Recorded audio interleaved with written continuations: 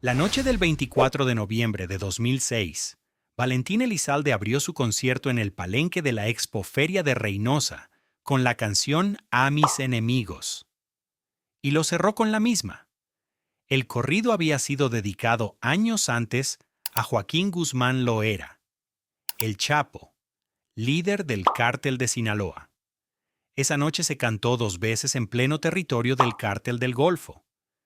Entre el público, según se sospecharía después, estaba Jaime González Durán, alias el Hammer, fundador de los Zetas y entonces jefe de plaza en Reynosa. Pasadas las 2:30 de la madrugada, la suburban negra en la que viajaba el Gallo de Oro, junto a su primo Fausto Tano Elizalde, su manager Mario Mendoza y su chofer Reinaldo Ballesteros, salió del estacionamiento. Apenas había recorrido 100 metros cuando 2 camionetas le cerraron el paso. De ellas descendieron sicarios con fusiles AK-47, AR-15 y 38 Super. En la escena quedaron más de 60 casquillos. La carrocería del vehículo recibió más de 70 impactos de bala. Murieron en el acto el chofer, el manager y Valentín. El Tano sobrevivió fingiéndose muerto en el piso de la camioneta, herido en un brazo. El cantante tenía 27 años, una voz reconocible en cualquier fiesta del norte de México y un corrido cuyo título acababa de cumplirse al pie de la letra. Han pasado casi 20 años. Nadie ha sido condenado en México por el asesinato de Valentín Elizalde. José Sergio Vega Cuamea pasó las últimas horas de su vida desmintiendo que estuviera muerto. Las redes sociales llevaban días asegurando que lo habían acribillado en su Cadillac. La tarde del 26 de junio de 2010, el cantante que el regional mexicano conocía como el Shaka concedió una entrevista al programa La Oreja para aclarar que estaba vivo, que había reforzado la seguridad, que viajaba esa noche a una presentación en Alhuey, Sinaloa. Habló del miedo. Reconoció que en su género, cantar corridos fuertes tenía un costo, que se encomendaba a Dios cada vez que pisaba una plaza nueva, que su madre estaba mal del corazón y que era él quien tenía que llamarla cada vez que aparecía una noticia falsa sobre su muerte. Pocas horas después subió al volante de su Cadillac rojo y enfiló la carretera federal 15, entre Navojoa y Los Mochis. Le gustaba manejar él mismo cuando los conciertos no quedaban demasiado lejos. Era su forma de descansar antes de cantar. Antes de llegar a la caseta de cobro de San Miguel, 2 camionetas lo siguieron, lo emparejaron y abrieron fuego. Su acompañante, herido, sobreviviría. Sergio Vega recibió más de 30 impactos en cabeza y tórax mientras intentaba huir por un camino de terracería. Murió al instante, tenía 40 años. Murió exactamente como había muerto en los rumores que se había pasado el día desmintiendo. 14 años antes de que el Shaka condujera su última carretera, ya había habido un primer muerto que marcó el camino de los demás. Su nombre real era Rosalino Sánchez Félix, pero se hacía llamar Chalino. La noche del 15 de mayo de 1992, cantaba en el Salón Bugambilias de Culiacán, Sinaloa. A mitad del show, justo antes de empezar Alma Enamorada, alguien del público le hizo llegar una nota. Las cámaras de aficionados captaron el momento. Chalino leyó el papel. Palideció. Se peinó la ceja, respiró, decidió seguir cantando. El contenido exacto del mensaje nunca se confirmó oficialmente. Su hija Cintia desmentiría décadas después las versiones más conspirativas. Lo que sí se confirmó fue lo que pasó al día siguiente. Chalino viajaba por las calles de Culiacán en una Chevrolet Suburban cuando un grupo de hombres con uniformes de policías federales interceptó el vehículo. Le dijeron que su comandante quería hablar con él a solas. Para no comprometer a sus acompañantes, Chalino aceptó. Nadie volvió a verlo con vida. La mañana del 16 de mayo, unos campesinos encontraron su cuerpo a las afueras de la ciudad, junto a un canal de agua. Tenía las muñecas y los tobillos atados, los ojos vendados y 2 disparos en la nuca. Tenía 31 años y llevaba apenas unos meses convertido en el rey del corrido. El género que había ayudado a inventar acababa de aprender cómo terminaba. 12 años después, el Panteón Los Vasitos volvería a abrirse para un Sánchez. Adán Santos Sánchez Vallejo había nacido en Torrance, California, el 14 de abril de 1984. Tenía 8 años cuando mataron a su padre y se hacía llamar Adán Chalino Sánchez en su honor. El 20 de marzo de 2004 logró algo que ningún cantante de regional mexicano había logrado antes: llenar el Teatro Kodak de Hollywood en una sola noche. Una semana después estaba en México, en una gira promocional. Viajaba en un Ford Crown Victoria, modelo 89, dormido en el asiento trasero sin cinturón, con su manager Lorena Rodríguez en el copiloto y un amigo del cantante. Salían de Durango rumbo a Tuxpan, Nayarit. En un tramo solitario entre Rosario y Escuinapa, Sinaloa, un neumático del Ford reventó. El conductor perdió el control. El auto dio varias vueltas. Los 3 acompañantes sobrevivieron con heridas. Adán murió en el lugar por traumatismo cráneoencefálico. Tenía 19 años. Las autoridades sinaloenses descartaron la manipulación del vehículo. Oficialmente fue un accidente. Sus restos viajaron a Escuinapa, luego a Culiacán, luego a Los Ángeles. Fue cremado. Una parte de sus cenizas terminó, junto a las de su padre, en el mausoleo familiar del Panteón Los Vasitos, en una serranía a las afueras de Culiacán que desde los años 70 es ruta habitual del tráfico de droga. 12 años después de Chalino, el segundo Sánchez descansaba en el mismo cuarto. Pero la carretera no era la única forma de morir cantando. Paulo Sergio Gómez Sánchez había nacido en Ciudad Hidalgo, Michoacán, y desde Chicago había levantado, junto a otros migrantes mexicanos, K-Paz de la Sierra, una de las bandas más populares del llamado pasito duranguense. La noche del 1 de diciembre de 2007, cantó en el Estadio Morelos de Morelia junto a Joan Sebastián. Llevaba días recibiendo llamadas anónimas que le exigían no presentarse en Michoacán. No hizo caso. Contrató seguridad. Antes de subir al escenario, su segundo vocalista, Humberto Durán, lo notó nervioso.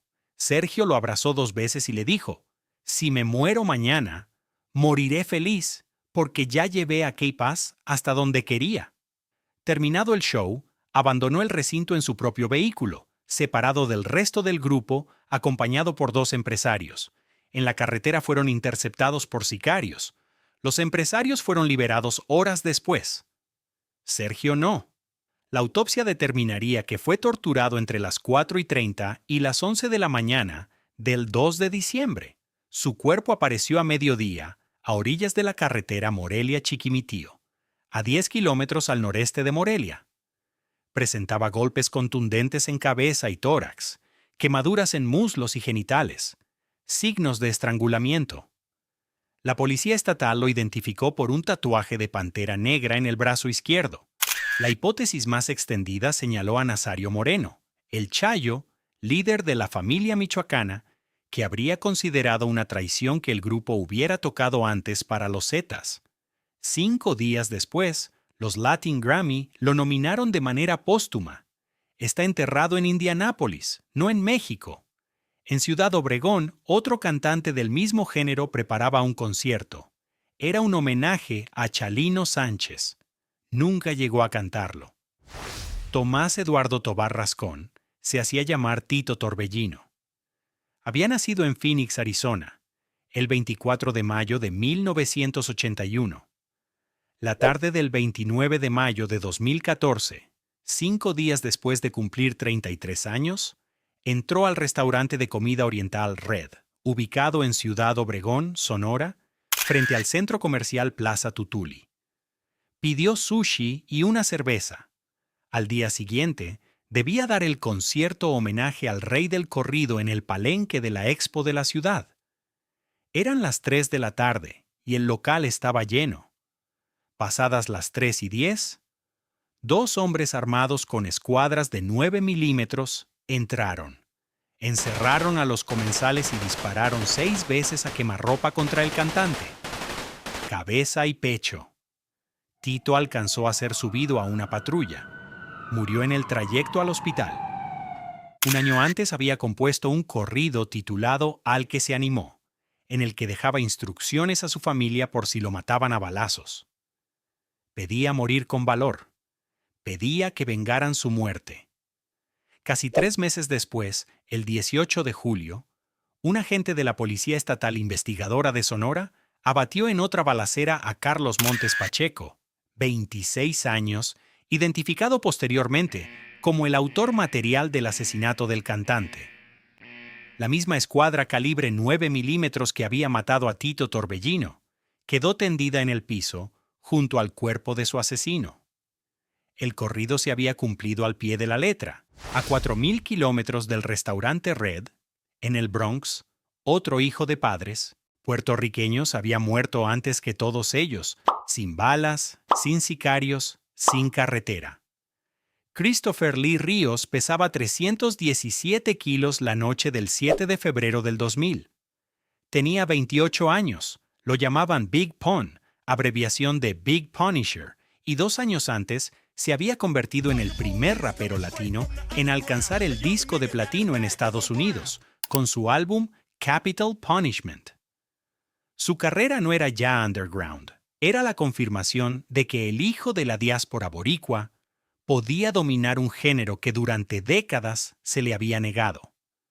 La obesidad le había sido un problema durante toda la vida adulta. El 5 de febrero había cancelado una aparición en Saturday Night Live junto a Fat Joe y Jennifer López. No se sentía bien. Estaba con su esposa Lisa y sus 3 hijos en el Hotel Crown Plaza de White Plains, 1 hora al norte de Manhattan. La noche del 7 sufrió un fallo respiratorio y un infarto. Los paramédicos no lograron revivirlo. Fue declarado muerto en el Centro Médico Westchester. La causa fue insuficiencia cardíaca derivada de obesidad mórbida. No hubo investigación criminal, no hubo conspiración, no hubo cártel, solo un cuerpo que durante años había estado pidiendo socorro y un entorno que no había sabido o no había podido escucharlo. Su segundo álbum salió un mes después de su muerte. Era el primer rapero latino que vendía 1 millón de copias. También fue el primero al que enterró su propio peso. El rap latino abriría puertas. Una de ellas era el trap. Otra era Puerto Rico. Kevin Fred había nacido en la isla el 6 de junio de 1994. En abril de 2018 lanzó su sencillo Soy Así y se convirtió en el primer artista del trap latino abiertamente gay. En un género dominado por la masculinidad agresiva, Fred salió a cantar con maquillaje, con uñas pintadas, con una estética que la industria llevaba años castigando en otros. En los meses siguientes denunció públicamente acoso, amenazas y agresiones que atribuía a su orientación sexual. La madrugada del 10 de enero de 2019, en el barrio Santurce de San Juan, alguien lo siguió mientras conducía su motocicleta. A las 5:20 de la mañana, 8 casquillos de bala quedaron tirados en el asfalto. 2 disparos alcanzaron a Fred, uno en la cadera, otro en la cabeza. Cuando llegaron los primeros policías, pensaron que se trataba de un accidente de tránsito. Murió poco después en el Centro Médico de Río Piedras. Tenía 24 años. La familia del cantante señaló desde el primer momento al equipo del reggaetonero Ozuna como presuntos autores intelectuales del crimen, una acusación que tanto Ozuna como su ex-manager Vicente Saavedra han negado siempre. Han pasado más de 7 años desde aquella madrugada en Santurce. Nadie ha sido condenado por el asesinato de Kevin Fred. La noche del 2 de septiembre de 2023, Juan Carlos Sauceda Vázquez, un rapero mexicano de 31 años conocido como Lefty SM, estaba en su casa del fraccionamiento residencial La Cima, en Zapopan, Jalisco, con su esposa María Isabel y sus 2 hijas. La noche anterior, había llenado el Teatro Metropolitan de la Ciudad de México, junto a su amigo M.T. Davo. Acababa de cerrar una gira europea, estaba a punto de empezar una sudamericana. Hacía 8 días había estrenado el remix de Por mi México junto a Santa Fe Clan, Darius, Sican, MC Davo y Neto Peña. El video reventaba YouTube. A las 22:50, 3 hombres armados eludieron la vigilancia del fraccionamiento y entraron a la casa. Quisieron llevárselo. Lefty se resistió delante de su mujer y de sus hijas. Forcejeó. Los atacantes le dispararon varias veces, en la pierna y el abdomen. Hirieron también a su esposa. Huyeron en un sedán blanco. María Isabel, sangrando, condujo hasta el Hospital Real de San José. Lefty murió a la 1:15 de la madrugada del 3 de septiembre. 4 meses después, la Fiscalía de Jalisco detuvo a Luis Mario P., 26 años, identificado como uno de los 3 hombres que entraron a la casa.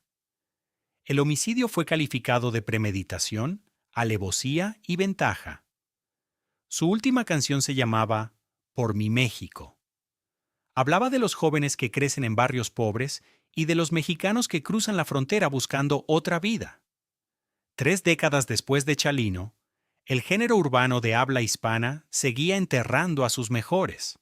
Desde aquel concierto de Chalino en el Salón Bugambilias en mayo del 92 hasta la madrugada de Lefty en Zapopan en septiembre del 23, han pasado 31 años. 3 décadas.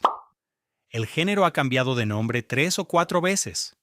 Pasó del corrido al pasito duranguense, del rap latino al trap, del trap al corrido tumbado. Lo único que no ha cambiado es la fila de tumbas.